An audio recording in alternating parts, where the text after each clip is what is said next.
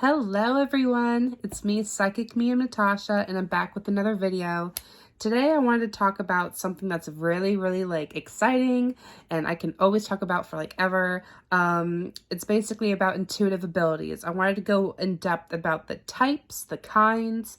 I'm not going to be going in depth about the development or how to evolve that specific kind of gift. I just want to talk about what's really out there, whether you're just new on your on your own psychic development journey, or you're just really curious about, what capabilities are really out there. Feel free to keep watching. Don't forget to hit that like button. If this interests you, don't forget to subscribe so you don't forget to miss any of my content. I have a little paper here that I can remind myself of some key points here so I don't go off on tangents, but I will be specifically talking about the clairsenses, the different types of empaths, and other specific types of intuitive gifts that you may or may not know. Some of these are mainstream and some of these are definitely more rare or not like commonly talked about or even practice. So I'm definitely excited to go in depth about these individually. If that interests you, please keep watching. And if you have any of these abilities that I am mentioning in this video, feel free to tell me in the comments. I love stuff like that. And you might find yourself that you might find that some of these gifts you may resonate with you. Some that you may find like, oh, I think I have that, but it's not really strong. You can actually develop all of your intuitive senses. And if you develop your intuitive senses, those can branch off to other specific intuitive abilities. So just keep that in mind. But that's not what this video is about. Let's talk about the kinds of intuitive gifts, intuitive abilities are really out there. So let's talk about the clairsenses. So the clairsenses is your clear intuitive senses. That's the translation. It literally means it's the counterpart of us having our physical senses. And I'm going to be talking in depth about each of them. So first one we're going to talk about is clairvoyance. Now, clairvoyance specifically is clear intuitive sight. That is when you specifically have the ability to receive and process energy and messages and energy messages and stuff like that through your mind's eye. And you can see that basically maybe as actually seeing an apparition of a spirit, maybe processing a memory, like a vision. It maybe seeing auras, seeing portals, ley lines. It varies depending on the strength of you exercising and developing this sense, obviously. But that's what the gift is when you have clear intuitive sight where you can process energy and information and things of that nature through your mind's eye, which is through your third eye. Now, the next clairsense intuitive ability we are going to talk about is clairsendence. And this is clear intuitive feeling. Now, all of the abilities that I'm talking about in this video, I will write down the names in the description box. So I know some of this stuff may sound like in case you think I'm butchering the name or you're just like, what did she say? It's going to be in the description box below, all of the abilities I'm talking about. Now, clairsentience. Clairsentience is basically when you have your gut feelings. It's clear intuitive feeling by like the gut. So it's that literal. You just have this instinct within you that you feel within your core that initially tells you if things are right or wrong. If you can feel that like a momentum or build of energy, you can typically feel it within like yourself.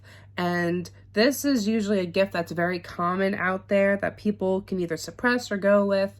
But it's typically when you just feel this inner sense of knowing, but through the gut specifically, and that is called clairsendence. Now, the next intuitive ability we're going to talk about, which is a clairsense, an intuitive sense, is clairaudience, which is a clear intuitive hearing or clear intuitive audio. That is as literal as it sounds. It's when you process energy or information through sound, you know, through words. And this can be like something you hear within your mind, like a download, or it could be something you physically hear through your ears. It just varies for the person, how you process, you know, through your own physical body, as well as what your soul is just used to. But for me, it varies on the instant. Sometimes I do hear it physically within my ears, and sometimes it's more like a download in my mind. But I do, as an intuitive empath and psychic medium, I do process information in multiple ways.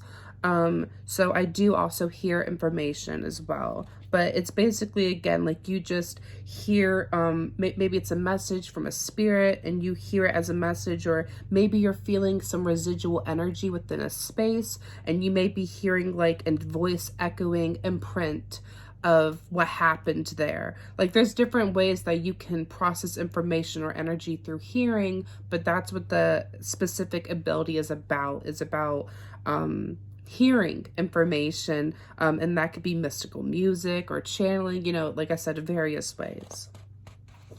The next intuitive gift in Clairsense we're going to talk about is Claircognizance.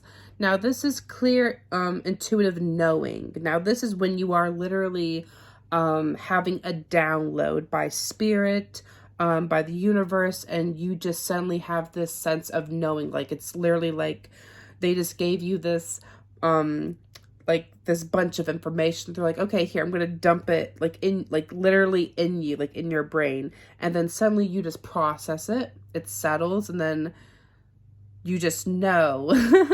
And sometimes I do get information like that, and it is hard to explain to like clients about how do you suddenly just know that? And it's like, well, it just came to me as a download. And sometimes if you're not aware that you're getting a download, sometimes it can feel like a random idea popping up in your mind. If you're not aware of this, that's the best way I can explain it. But it's when you're literally getting energy or information, a download, and you just suddenly have the sense of knowing, because it's clear intuitive knowing. It is a sense. So the next Clairsense intuitive ability we're going to talk about is Clairgustance. And this is when you have clear intuitive taste. Yes, you heard that right. And it's literally when you may just suddenly, like this would be like if you suddenly can taste something and you're like, that food is not near me. I'm not a smoker, like things of that nature. And sometimes, you may like have this happen to you, if you suddenly like feel like a spirit near you, and maybe like they had like a favorite food, or like maybe they were a constant smoker, and you just like, oh, I can taste like the ash near me, or I can taste like pie or whatever that they would make a lot, you know, like sometimes we do process information that way, especially if you are like a very like kitchen witch or a practitioner like that, or if somebody was more like cultural living, you know, things like that, you can pick it up like that. So it's not a very common one talked about, but it is an intuitive ability. So okay, and this is the last Clairsense, but we have other intuitive abilities to talk about. And this is Clairsalience, and this is clear intuitive smelling. So you suddenly smell like maybe perfume or a cologne or the smoke or a food or something. It's when you literally process information or energy by scent. And like I said, that could be various things. But I do find that especially when you are channeling or working like with animals, you especially will get like your sense of smell will come to you strong, especially if that's how the client or, you know, whoever you're healing or working with, if that's how they process information, you may tap in because that's how, like, again, like their point of view or how they perceive. So that's something I will share as like a channeler, that sometimes information may come to you like that. Even if I don't personally connect with clear intuitive smelling a lot, sometimes it will come to me in that way if I'm working like with animals. But those are the clairsenses, and we will talk about next the type of empaths. But the clairsenses are really the foundation of all of your intuitive abilities, because when you build on the foundation of your senses, then that's going to branch off to specific gifts and make those stronger, and then those are your strong roots. Okay, so we're going to briefly talk about the different type of empaths. The first type of empath we're going to talk about, an empath, all that means is that you are a person who is sensitive to energy, and you may be able to feel fluctuations and presence and stuff like that. And I'm going to talk about the various types of that. So everyone is really an empath, but there are different types, so feel free to listen. Okay. So an emotional empath. This is a person who is very sensitive to the emotions of other people. They may be able to experience the emotions as their own and may not even know it. So they could be having panic attacks, basically from feeling like the overwhelming energy of, like, you know, being in a crowded city and not even know it. Like, it's really sad if you're not aware of what type of empath you are, but just be aware that an emotional empath specifically is very hypersensitive to picking up and experiencing and processing the emotions of others, whether that's people, spirits, the residual energies of a space. It's just specifically, it's emotionally charged energy that there's, you know, like very connected with. Yeah. The next type of empath we're going to talk about is a physical empath. And a physical empath is an empath that is very hypersensitive to feeling and processing and experiencing the physical symptoms of others, and that's very, very scary.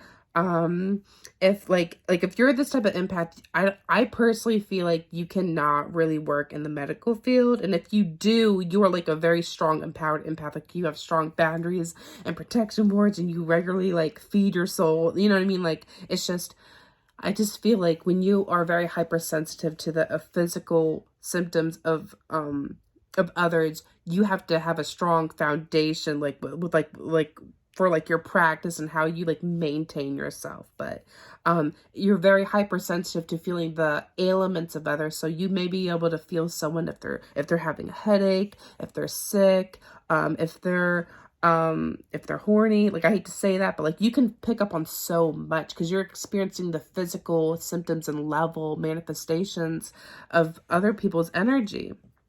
Okay. The next type of empath we're talking about is the Geomantic Empath. So this is the type of empath that's very, very sensitive to the land. They're very sensitive to the land and the property and the ley lines and the energies, again, of the earth. So they could be very connected, again, with the ley lines. They can be very sensitive to the residual energies or the trauma within the soil and, you know, the physical location of where they're at. So, they can really tap into a lot of, you know, residual energies within the earth and tap into the vortexes and healing energies of the earth as well. So there's a lot of good and bad with this, but you're very sensitive as a geomantic empath within the land and the energies of the land. Okay. The next type of empath is the plant empath, and I'm actually a plant empath as well. And a plant empath is basically someone who's very, very sensitive to the energies of plants and also crystals, I found out. I'm a plant empath, so I can specifically say from experience that I can hear the consciousness of plants, trees, and gemstones. And it's one thing to know that, like, they're alive, you know, like, but to actually hear, like, the thoughts and desires and, like, you know, like charge me or connect with me, or, you know, like, it's crazy. But I find that as a plant empath, I can tap into like I can ask questions or do healing work with like trees and like plants and stuff like that. Like, I just find that they can teach me stuff like through communication, and we can like blend our auras and do healing work with each other, as well as I can connect to like older knowledge and stuff like that. So I love that aspect of it. Okay. The next type of empath is the other side, flip of the coin. It's the animal empath. So it's someone who's very sensitive to picking up on the energies and thoughts and processes and stuff like that of animals. So this is someone who maybe is just very drawn to caring and healing for animals, someone who may be literally like telepathic, or they just have like this gut feeling or sudden sense of knowing of what specific animal needs, and they just have this affinity with animals. Like, that's the animal empath. They're just like very, very natural, again, with caring and working with animals, and just like you help them and they help you. Like, it's just that nature. And now the last type of empath we're talking about, and we're still going to talk about other type of intuitive gifts, is the intuitive empath. And this is a very, very special type of empath. I'm an intuitive empath. And what that means is you are an empath. You are a person who's very sensitive to energies. But an intuitive empath is different because you're not just sensitive to energy. You're sensitive to processing energy on multiple levels and it coming to you and processing in multiple ways. So it's sort of like the supreme of, it's almost like the supreme empath, because you're essentially like, you may be able to pick up on the emotions and the physical symptoms, as well as animals and the lay of the land. Like, it's basically you being such a powerful channeler and picking up on energies on multiple levels that you are just processing it multiple ways, whether it be a download and a gut feeling, and also like hearing message, or maybe it's a gut feeling and you suddenly get like a smell and you get like something in your mind's eye. It's like, it's you processing energy and information in multiple ways. And that's what's special about the intuitive empath. Okay, so we talked about the clairsenses and the type of empaths, but now let's talk about specifically the different types of intuitive gifts. Now, the first one I'm going to talk about is the medium. Now, a medium is someone who can specifically, practices mediumship, meaning they communicate and can channel, connect with spirits specifically. So like the deceased, this perhaps could be, ancestors or deceased loved ones, maybe angels, working with fae. It depends on the person, the medium, because they're just simply a person who channels, who connects you from the physical realm to the astral realm, or whoever entity that they're connecting with. That's what a medium is. Okay, the next type of intuitive ability is astral travel. Now, astral travel is specifically when you're having an out-of-body experience. So this is when you are literally leaving, like your aura, like your energetic body is leaving your physical body, like it's leaving your vessel, and then you are just traveling and doing other work outside of your body, whether it's visiting a person or going to a specific place or doing work with your guides, going somewhere else specific. Astral travel is you specifically leaving your physical body and going somewhere else. The next type of intuitive ability is telekinesis, and this is definitely more mainstream. I get asked all the time, is this even a real ability? And technically, yes. It's just not an ability that, again, a lot of people can, like you definitely have to build up to that point. And not everyone, like, in their soul journey is also meant for that, you know what I mean? Like, it's just, but it is a type of intuitive ability, and basically it's someone who has the capability of physically moving objects with their conscious mind, whether it's by manipulating the surroundings around the object, by bending around to move it to where you want to do, or you're specifically moving the object itself. Now, there's a lot of controversy with this topic, but that's what the specific type of ability is. I have found that the more high vibrational you are and cleaner your vessel is and stronger your vessel is, the more likely you are to achieving telekinesis, but it's not something I do see very common, just being honest. Okay. The next type of intuitive gift is definitely more of a rare type of intuitive gift that I don't hear talked about a lot. This is about the energy slider. So an energy slider is someone who has a very, very high, high vibration. Their aura is very high vibrational, and it's to the point to where when they like become projective, whether it's like an emotional outburst or distress, or they're physically trying to project it outward for any type of energy work, they physically can like disrupt like how do I say this, like electromagnetic disturbances, blow up light bulbs. It's just basically just their aura is vibrating so high, it creates disturbances around them. And, you know, this can be dangerous, especially if it's like a young, underdeveloped intuitive who is an energy slider and they don't know that, you know, them being like upset and ungrounded is causing these painful manifestations. So it is something that I always look out for when I do see intuitive kids.